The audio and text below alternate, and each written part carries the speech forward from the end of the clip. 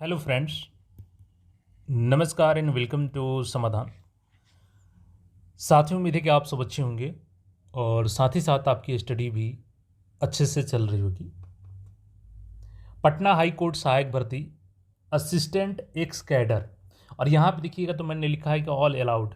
देखिए, all allowed लिखने का कारण ये है ना कि 2022 में जो वैकेंसी आई थी ना, तो उसमें केवल डिपार्टमेंट के लोग भरे थे फॉर्म, वो डिपार्टमेंटल था। बट यहाँ पे डिपार्टमेंटल नहीं है, यानी कि आप सामान्य अभ्यर्थी हैं, आप बेरोजगार भी हैं, पटना हाई कोर्ट में जॉब नहीं करते हैं, फिर भी आप फॉर्म भर सकते हैं। तो मैं पहली चीज़ ये क्लियर कर देता हूँ कि ये सभी के लिए फॉर्म है। आगे मैं इसका प्रूफ भी दिखाऊंगा, ठीक है। बाकी फुल नोटिफिकेशन हम लोग यहाँ पे समझेंगे। स्नातक पास सभी के लिए सिलेबस क्या है, इसका योग्यता क्या रखी गई है, चयन की प्रक्रिया, इन सारी चीज़ों को देखेंगे और विद प्रूफ आपको यहाँ पे ये भी क्लियर कर देंगे कि सभी लोग इसके लिए एलिजिबल हैं। देखिएगा तो ये एडवर्टीजमेंट है, फुल नोटिफिकेशन है। आज से आपका आवेदन शुरू हो गया है 28 जुलाई से, और 27 अगस्त तक आप लोग आवेदन करेंगे। इसमें जो पेमेंट करने का लास्ट तिथि रखा गया है वो 30 अगस्त तक रखा गया है, ठीक है। और डेट ऑफ एग्जामिनेशन आपका अलग से डिसाइड किया जाएगा। तो चलिए पूरी जानकारी को हम लोग समझते हैं। और एक बार फिर मैं बोल रहा हूँ कि सभी लोग इसको अप्लाई करेंगे। आप बेरोजगार हैं या जॉब कर रहे हैं, इससे कोई मतलब नहीं है, यह डिपार्टमेंटल वैकेंसी नहीं है। देखिए, जब 2022 में वैकेंसी आया था तो उस समय ये बोला गया था कि जो ग्रुप सी पोस्ट में ऑलरेडी इम्प्लॉई हैं, एलिजिबल इम्प्लॉई लेवल 1 2 3 के, वही लोग इसको अप्लाई करेंगे। और यहीं से आप सबके बीच में कन्फ्यूजन भी हुआ कि ये कहीं फिर से डिपार्टमेंटल तो नहीं है। लेकिन अभी इसको मैं क्लियर कर देता हूँ, वीडियो में बने रहिएगा, सारा चीज़ आपका क्लियर हो जाएगा कि फ्रेशर अभ्यर्थी अप्लाई करेंगे इसको। वीडियो में आगे बढ़ने से पहले आपको बता दें साथियों कि बिहार या सेंट्रल लेवल पर किसी भी कंपटीशन की तैयारी कर रहे हैं, खास करके वनडे एग्जाम की बात करें हम लोग, जिसमें ऑब्जेक्टिव एग्जाम्स होते हैं, तो उसमें आपको मॉक टेस्ट और पीवाईक्यू लगाना बहुत ही ज़रूरी हो जाता है। और ऐसे में पीवाईक्यू और मॉक टेस्ट की बात करें तो बात आती है टेक्स्ट बुक की। टेक्स्ट बुक में अभी एस प्लस सेल चल रहा है, जो कि 29 जुलाई से 31 जुलाई तक रहने वाला है। बट खास बात यह है ना इसमें कि मिड नाइट मैजिक आज रात्रि 12 बजे से शुरू होने वाला है। यानी आज रात्रि आप 12 बजे से 1 बजे के बीच में अगर टेक्स्ट बुक पास लेते हैं तो ये केवल आपको 399 रुपीज़ में मिलेगा। बस इसके लिए कूपन कोड आपको यूज़ करना है SBYA, इंस्टेंटली 12% का डिस्काउंट मिल जाएगा। बट याद रखेंगे, आज रात्रि 12 बजे से 1 बजे के बीच में ही मिलेगा। उसके बाद आपका प्राइस इंक्रीज होकर 449 तक भी जा सकता है। इसलिए देरी नहीं कीजिएगा, आज रात्रि 12 से 1 बजे के बीच में ज़रूर ले लीजिएगा। लिंक मैं डिस्क्रिप्शन में दे देता हूँ, वहाँ से आप लोग क्लिक करके परचेज कर सकते हैं। चलिए, इसमें सबसे पहले हम लोग क्वालिफिकेशन को देख लेते हैं। तो देखिए, एलिजिबिलिटी क्या है, नेशनलिटी। तो a candidate recruitment to the post of ex cadre assistant must be, तो सिटीजन ऑफ इंडिया होनी चाहिए आपके, ये चलिए कंडीशन दिया गया है। इसके बाद आपका देखिएगा तो marital status, a man candidate who has more than one wife, तो आपका शादी हुआ है तो कोई दिक्कत नहीं है, लेकिन एक शादी हुआ है तो ठीक है, अदरवाइज आपके एक शादी की वाइफ हैं तो आप फॉर्म नहीं भर सकते हैं। फिजिकल फिट होनी चाहिए आपकी।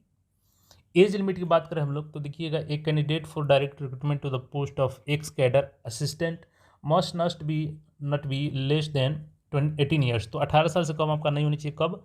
तो 1 जनवरी 2026 के अनुसार। और मैक्सिमम यानी 1/1/2000 देखिएगा, यानी आपका जो candidate must not be born later than, यानी 1 जनवरी 2008 के बाद जिनका जन्म हुआ है वो नहीं भरेंगे, इसके पहले के वाले भरेंगे। अगर आप अनरिजर्व EWS मेल हैं तो 37 साल तक, यानी कि आपका 2/1/1989 से पहले का जन्म तिथि नहीं होनी चाहिए। अनरिजर्व एंड EWS फीमेल 40 साल, यानी कि 2/1/1986 के पहले का जन्म नहीं होना चाहिए। BC मेल फीमेल मैक्सिमम 40 साल, 2/1/1986 से पहले के नहीं होनी चाहिए।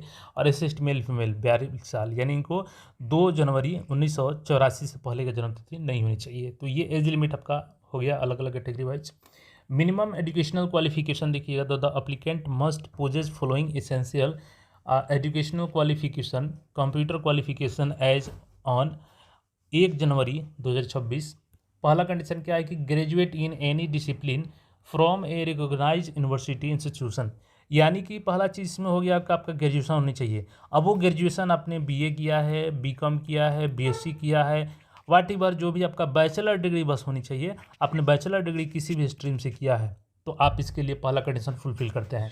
दूसरा कंडीशन की बात करें हम लोग तो diploma certificate of at least 6 month course in computer application from recognise institution, तो ग्रेजुएशन किसी भी स्ट्रीम से किया है आप एलिजिबल है।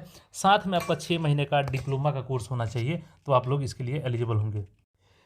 देखिएगा, online application are invited from eligible candidates appointment to 68 vacant post. Ex cadre assistant group C level 4 का है, ठीक है, 2400 ग्रेड पे का है, 25,500 से 81,100 रुपये पे मैट्रिक्स लेवल 7। और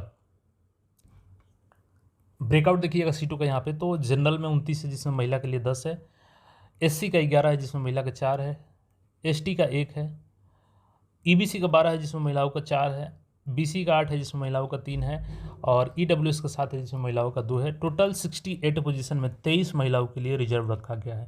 तो ये सीटों का ब्रेकआउट है आपके कैटेगरी के अनुसार। योग्यता इसका मैंने बता दिया, सामान्य स्नातक रहेगा किसी भी स्ट्रीम से और एक डिप्लोमा सर्टिफिकेट, ठीक है। देखिए इसमें सर्टिफिकेट की बात करें तो candidate claiming reservation under SC ST, तो जिनको एससी एसटी की रिजर्वेशन चाहिए उनके पास कास्ट सर्टिफिकेट होनी चाहिए और एक डोमिसाइल सर्टिफिकेट होनी चाहिए, ठीक है। और जो नॉन क्रीमिलियर कैंडिडेट हैं वो देखिएगा तो उनके पास डोमिसाइल सर्टिफिकेट होनी चाहिए और एनसीएल होनी चाहिए। वही ईडब्ल्यूएस की बात करें तो इनके पास एसेट सर्टिफिकेट यानी ईडब्ल्यूएस सर्टिफिकेट होनी चाहिए, ठीक है। तो ये सर्टिफिकेट क्लिक करके हो गया।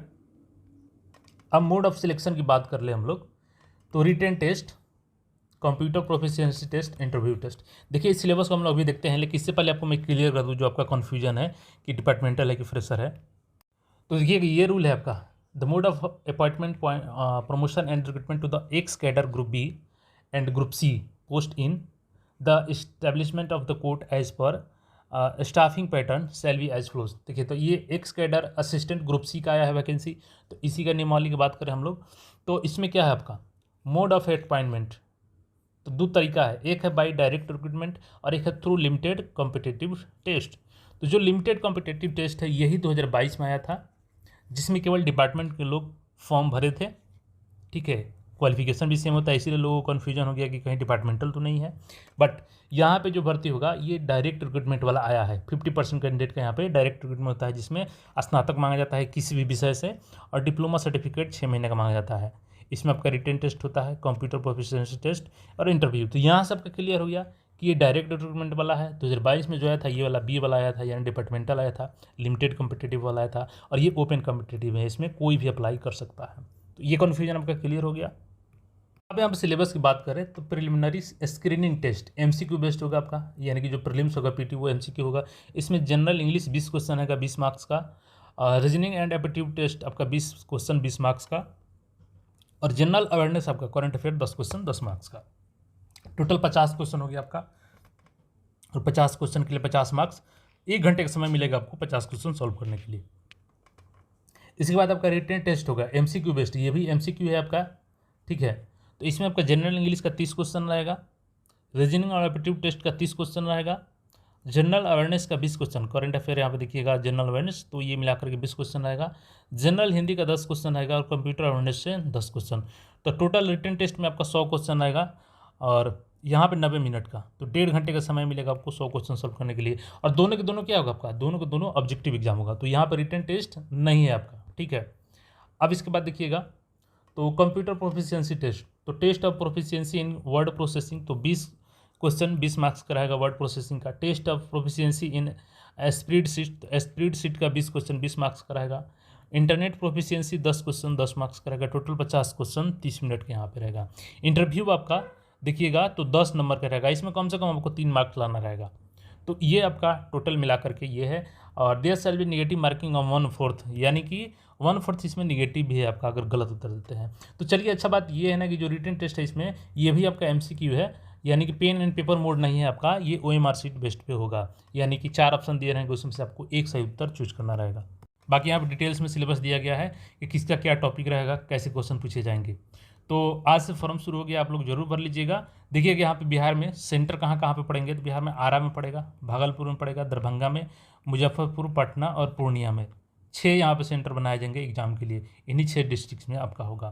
तो आज से आवेदन शुरू हो गया। पटना हाई कोर्ट की वेबसाइट पर जाकर के विजिट करके आवेदन कर सकते हैं, और बिल्कुल फ्रेशर अभ्यर्थियों के लिए है ये। मैंने सारा चीज़ आपका डाउट क्लियर कर दिया है। फिर भी कोई डाउट हो तो कमेंट करके पूछ सकते हैं। मिलते हैं फिर नए अपडेट में। चैनल को सब्सक्राइब करके जुड़े रहें। धन्यवाद।